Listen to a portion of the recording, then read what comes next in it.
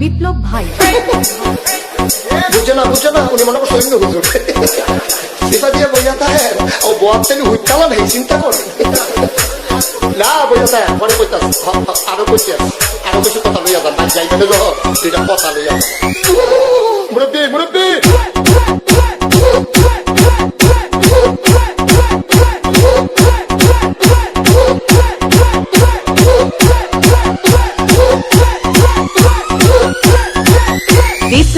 বিপ্লব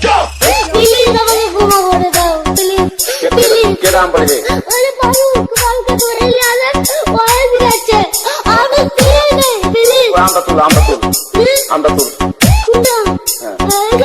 এই যা আরে এই যা ওরা ধীরে দিতে আমি ধীরে নেই প্লিজ দূরে দাঁড়া